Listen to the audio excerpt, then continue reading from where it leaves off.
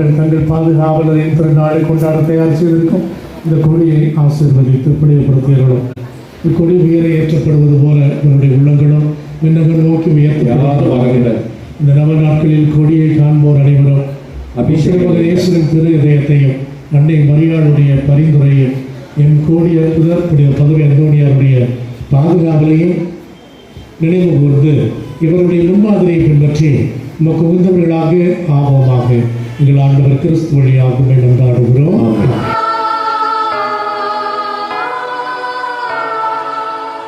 புனிதரே தூயரே அந்தோணியாரே, உம் அருட்கரம் உலகெல்லாம் அரவணைப்பது போல நீலவானை முட்டி நிற்கும் கொடிக்கம்பம் தனிலே ஐயாவும் திருக்கொடி அழகாக பறக்கின்றதே.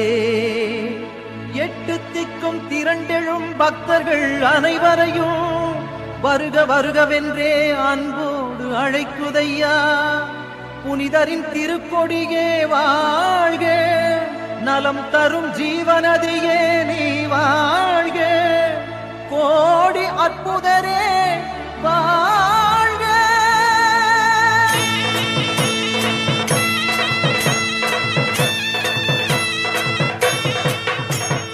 ஞானத்தை படைத்த இறைவனை திருக்கரங்களில் ஏந்திடும் புனிதரே, போல மிகுந்தவும் கொடியும் இரு கரங்களை விரித்தே அழைக்குதே.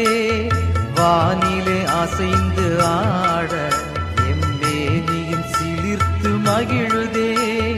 ஞானத்தை படைத்த இறைவனை திருவே எழில் உருவே திருக்கொடியே நீ வாழ்க.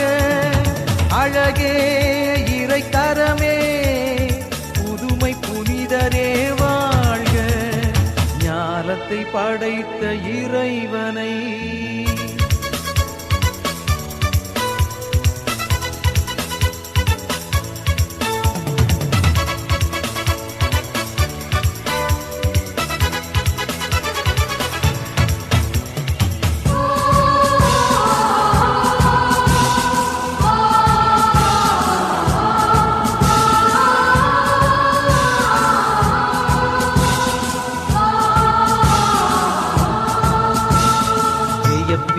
ஆழ்த்திடும் வழிகளில் அந்த இறைவன் நம்மை நடத்துவார்.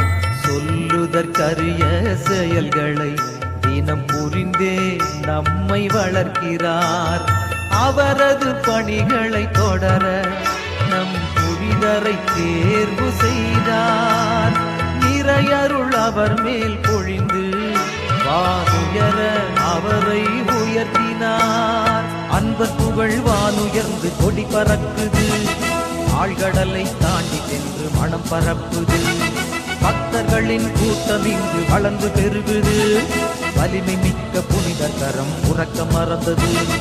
மனித மாண்பின் சிகரமே இறைவன் அன்பின் திலகமே மெய்ஞான களஞ்சியமே வாழ்க வாழ்கவே.